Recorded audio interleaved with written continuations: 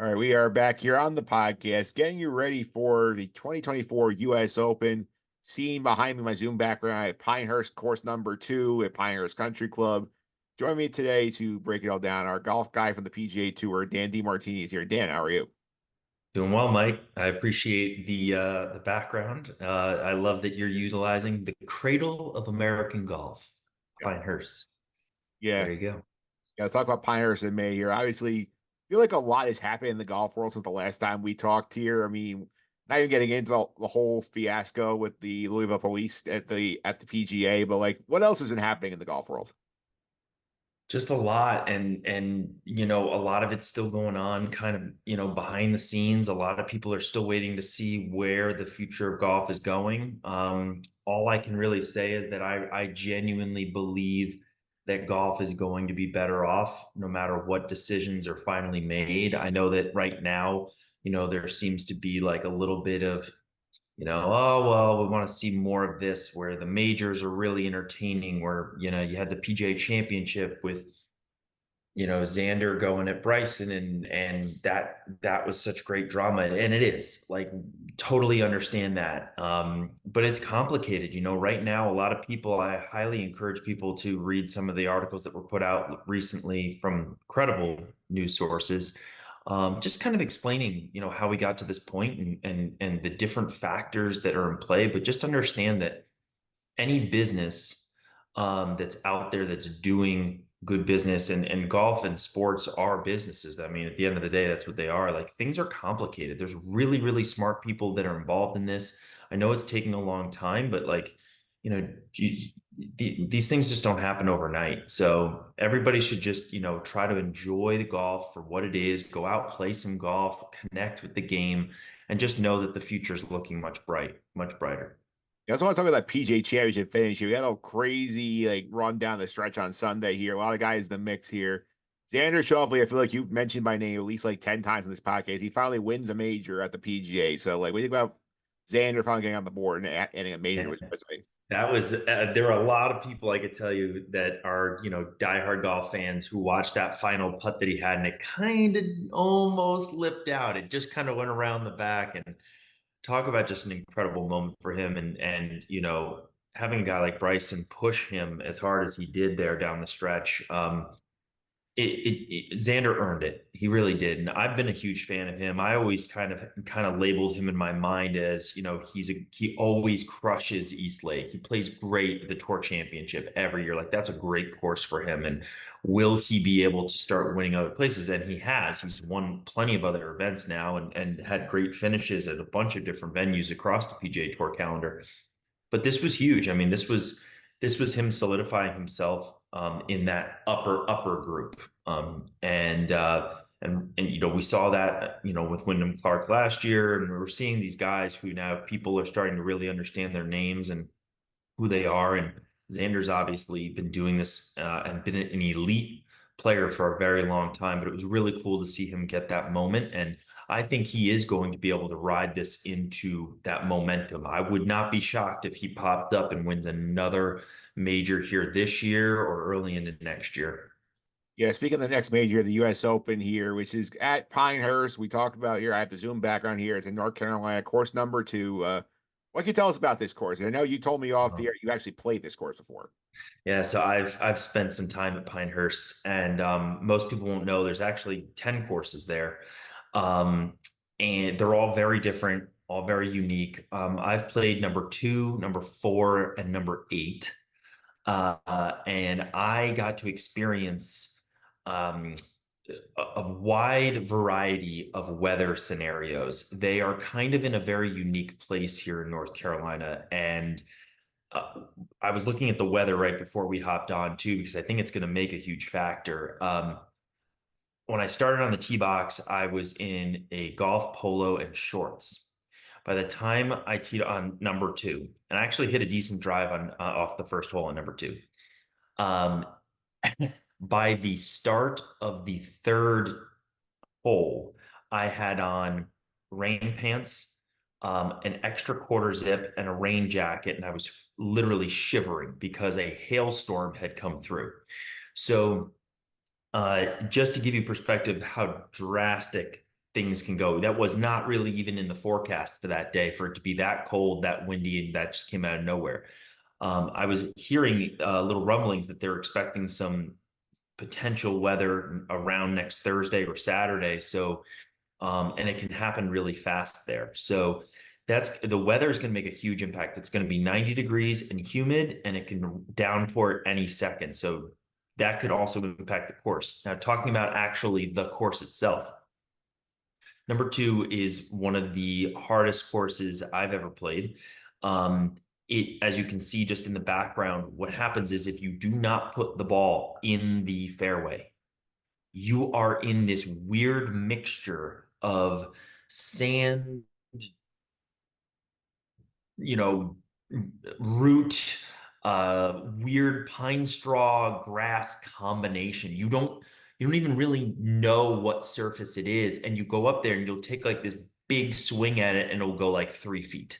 The first time I ever tried to hit out of, and I mean, once again, I would hit this great drive and I would get up there and it just rolled off into that next, there is no second cut really. It's either you're in the fairway with a chance to hit the green, or you have a very difficult, super high skill required shot in order to actually make something out of the hole. I mean, you can that course will test you. You'll be the first time you hit a driver into a really bad spot, you'll start to wonder if you should just be hitting a long iron or a wood. Um, I had to make some serious changes to my own personal gameplay there, and I think some of these guys that will pull out the driver. You don't. It's a long golf course, but it's nothing. It's more so about where you put the ball off the tee of whether or not you're going to have a chance for birdie. Now, to make it even harder, Pinehurst number two has one of the hardest set of greens. They are crowned greens. So people that are listening that don't know what that means, like you can put the ball, chip it up there and think it's going to stop at the cup, and it will roll right past the cup and right off the back. Just getting the ball to sit and stay on that course, it requires you to have an extreme ability to control ball flight and spin. So, of all the golf courses that you and I have talked about on this podcast, and all the courses that you try to look at and say, oh yeah, that'd be great. I play like a draw there. No, this course still gives me nightmares, absolute nightmares. And these guys will go out there and they'll make it look semi easy. But I think a combination of the uniqueness of this design, the combination of they're expecting massive crowds compared to last year's US Open, which we know at LA Country Club was a much smaller venue. It was a much quieter feel than normal. This is going to feel like a real US Open again. The humidity, the heat, the sudden rain potential, the difficulty of the tee shots and the angles of shots into greens and being able to control the ball when it hits the green, like all of that together could make for some very interesting scores. You're either going to be right in on it or you're going to be way out of it fast, because I think by the fifth hole, I was like, oh my gosh, when do we get to 18? And then last piece, one of the most special golf holes in all of golf is the 18th hole. Right behind the 18th hole is the very famous Payne Stewart statue. I still had it as my Facebook profile photo for a very long time, standing next to it. Payne Stewart's 1999 win there, a pretty epic finish. It'll be shown like probably 100 times during the telecast Thursday to Sunday. They will show those moments. But once again, this should reignite your passion for golf is watching a US Open here, and really get you jazzed for the rest of the summer and the FedEx Cup playoffs. Yeah, and you mentioned here like these really hell on golfers here. I mean, people remember the US Open is not like the PGA where Xander's winning a minus 21 here. Like most times, if you're around like 5 under, that's a great US Open. Yeah, no, I don't want to like say anything because I don't know if the course setup's going to be different. At this point, I would anticipate that if you are under par, even one under, you're doing pretty good. Yeah, that's for sure. I mean, I look at some of the last like 6 or 7 U.S. Open. Like, I'd say the average like winning score is 6 under. It seems like for the Yeah. most. I mean, we have Oh, a couple outliers, but I don't think this is gonna be an outlier course. this is one of those courses, Mike, where you could have like you could be 15 holes in, holding on to 1 under. You get to 16, and you could take a 7 or an 8, and all of a sudden you are just completely out of it. You've just blown your whole. These holes have the ability to like literally ruin you. You can't just like, I hit a bad tee shot. Let me just punch it out and then I'll make no. It can bury you fast. This is a very, very difficult golf course. Look at some of the holes right now on the Wikipedia page of the course. I mean, you got a 617-yard par five on 10, which is insane. Yeah, it'll be set up very difficult for those guys. And once again, they try Donald Ross design, like it's gonna be fair, but to be able to be, you got to be perfect. You have to be so perfect to win this tournament, and especially to shoot under par. Um, I had so much more fun playing number 4 and number 8 when I was at Pinehurst. But number 2 it's special. It's one of those courses that every golf fan should have on their bucket list, and you should be watching this weekend, and it should get you excited to take a trip with your friends or your family to go play it. Yeah, for sure. And this is the first time in a decade they've been back. Either we're here 2014. Let's look at that term a little bit because obviously Martin Keimer won that event at a minus 9, which feels like a little high for him, but he's not in a factor in year. Some of the other guys who did well at this course here on in that turn. Ricky Fowler was in second place and -1. You had a bunch of guys in the +1 area: Keegan Bradley, Jason Day, Justin Johnson, Brooks, and Rick Stenson. Adam Scott was in the next group as well here. Like, you think we learned can carry anything forward from 2014 to now with some of these golfers who did well there? I feel like a lot is, I mean, 10 years is a long time. And, I don't think I think there's that Pinehurst is always improving the golf courses and the areas. Like it is always pristine. I don't know if there have been so many major renovations, but a lot has just changed in the golf landscape. You don't see too many courses like this. So for a guy who's been playing a bunch of just, kind of courses that there's great second cut, there's a third cut, it's wide open off the tee box, there's, the greens are fast, but they're fair. Like this is a drastic change. Like for a lot of players on the PGA Tour, like if they haven't gone and played here before, especially if they're a European Tour player or just qualifying out of the blue, like if you have not had experience of coming here, you'll see the scores early Thursday. A couple of people who are really struggling early, and then I can sympathize with them. I think just kind of getting into our, standard, who do I think is kind of, a favorite, who's a sleeper, things along those lines. What I'm looking for at this course, and we've talked about it a little bit, was there's two key stats, right? It's driving accuracy, and then there's greens and regulation. And surprise, surprise, greens and regulation is led by Scotty Scheffler.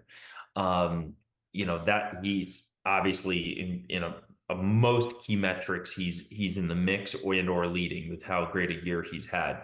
But some of the guys that would be really interesting to look at are the Colin Morikawas. Shane Lowry's had a great year.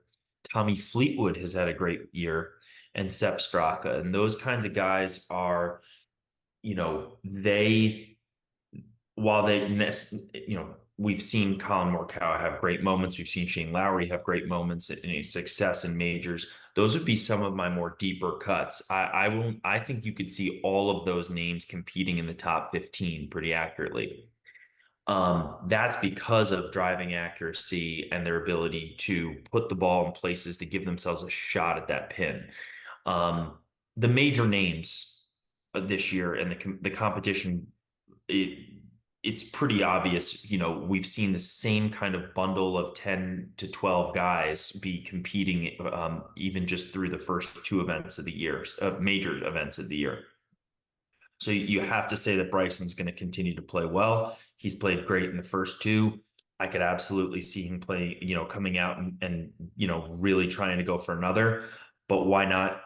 Brooks could be right there as well. I mean, U.S. Opens, Brooks seems to really be dialed in when there's an opportunity to play well in a really difficult golf course setting. Um, I could see Xander, and obviously I'm leaning a little bit towards my pick already. I hate to kind of show it to you, but how could anybody continue to go into this and not pick against, or how could you pick against Scotty Scheffler if he's in the field? Um, Given how difficult, whenever it's a really difficult golf course where most players will struggle, I feel like Scotty finds a way to get like 6, 7, 8 under. So right now, until just given everything he's had going on, becoming a new father, everything that was in the news the last few weeks, I think that's all past him. I think he'll be dialed in. I think he's actually, as we record this now, I think he's uh, playing particularly well at the Memorial, if not leading. And I think that'll be a good tune-up for what he's facing here at Pinehurst. Yeah, I want to touch on last year's chance. The US Open tends to throw with these random people out here, happen to have like good weekends and win the title here. And Wyndham Clark, in case people forgot, won last year at LA Country Club here. Do you like I don't know how he's been playing this year. Like, is there any shot he could make some noise this weekend? Or do you think it's gonna be a tough go for him? Wyndham's had a kind of a bizarre year, right? So if you just look at purely at the 2024 calendar, he's won an event, he's finished second. He's solo second. He's had a tied for second, and he's had a tied for third. So he has 4 top 3s, including 1 win just since February 4th. But in the mix there, he also he's missed the cut at the Masters and at the PGA Championship, and he's had a couple others where he's kind of hasn't been his best. He's been, T31, T47, things like that. So there have been some really great moments from him, especially at AT&T Pebble Beach Pro-Am, and at Arnold Palmer. He played great at API. It's hard to see with how many players, top end names, big names that most casual golf fans know, who have been playing great in the majors so far. Wyndham could get back in the mix, but this is a very different venue than LA Country Club. So if we're just talking about pure, does the setting kind of match compared to last year? I would say this might be one of the more drastically different settings year over year. LA Country Club, super tight, super small, super private, but beautiful. And then you've got Pinehurst, which is just wide open. You're in the woods. And then there's just a beautiful green area within all the trees and the sand and the dirt and the brush. So very, very different. I would say it would be a bit more surprising, but hey, I mean, he's shown this year that you can miss a couple cuts or play poorly and then bounce back with a win or a tie for second or a second. So he's been up and down. And obviously I'd be curious to see what he does. I mean, he's somebody to watch, but I think that there are a couple other names right now that I would lean towards. Yeah, and we'll get you didn't really mention earlier. Obviously, we talk about Xander at the top here. He wins the PGA, and like, pulling out the PGA US Open doubles is very hard. It's two very different styles of play with the golf courses here. But like, you think Xander's in play here? Yeah, absolutely. 100%.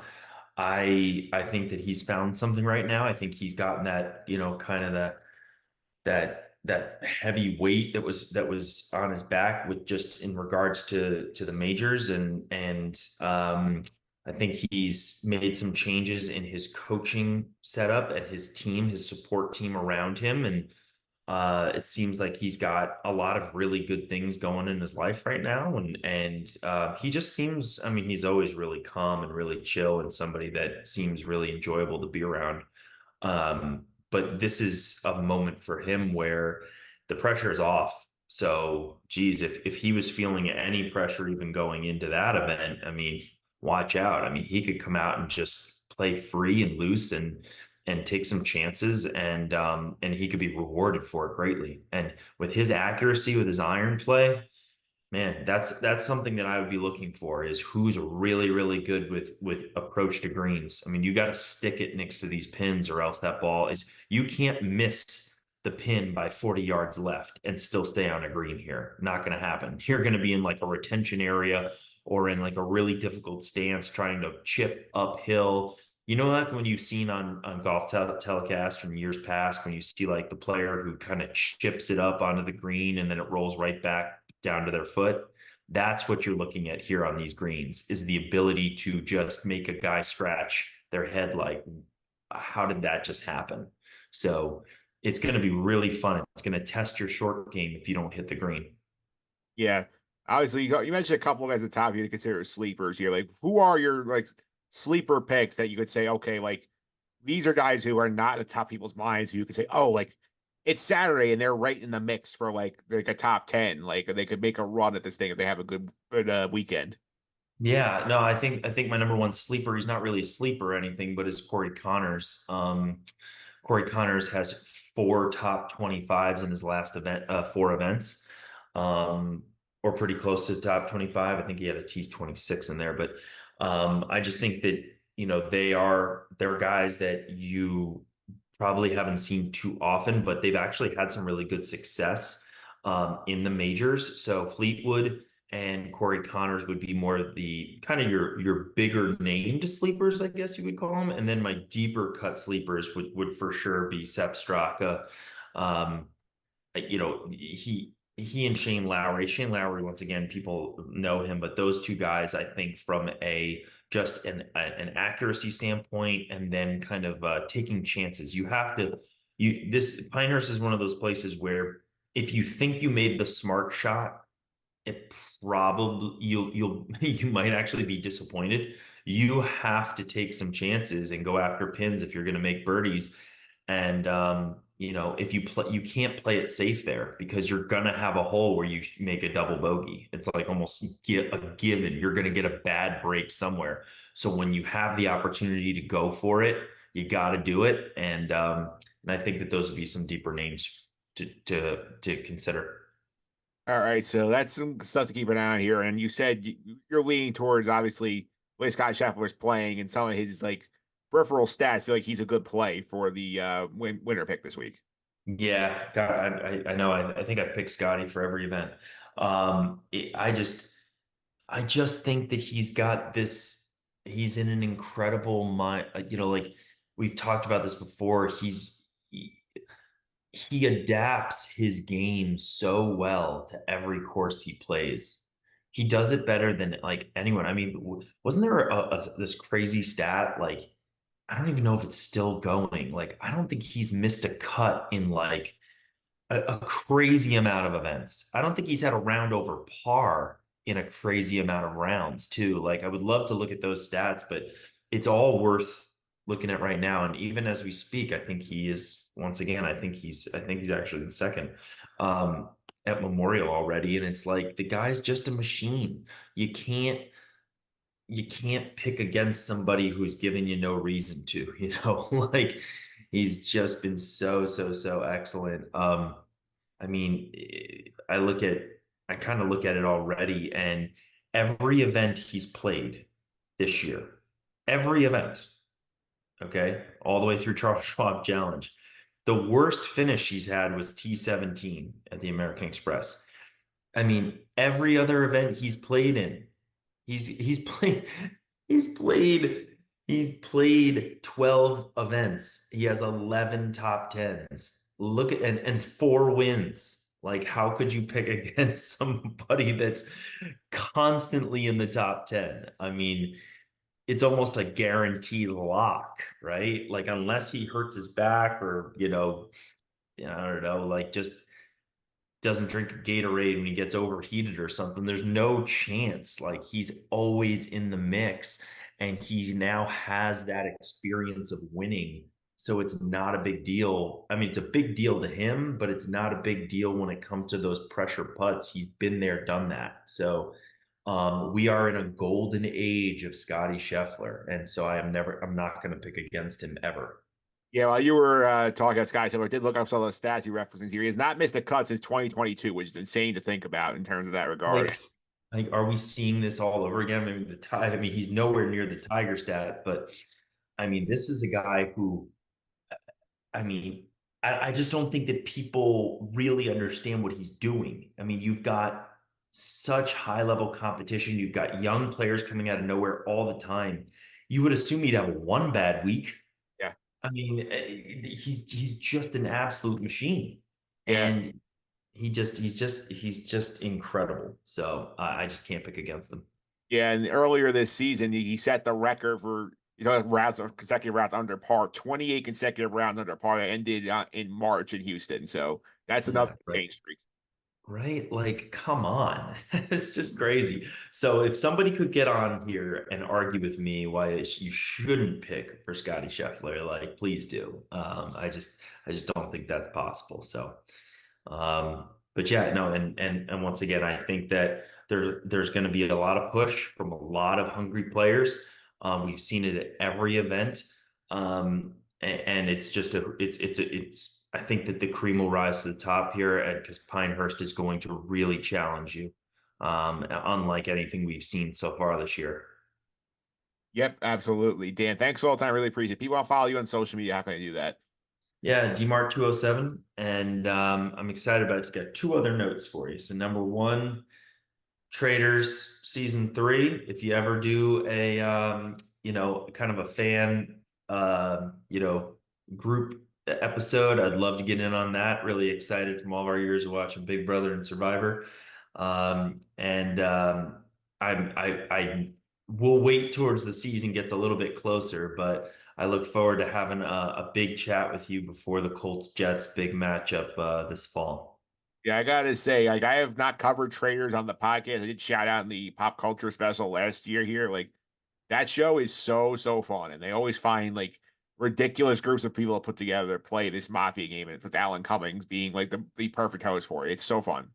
If you decide to have your pop culture experts on and you want to do kind of a boom, boom, boom, like kind of almost like a Tony Reale around the horn thing on traders, I'm in.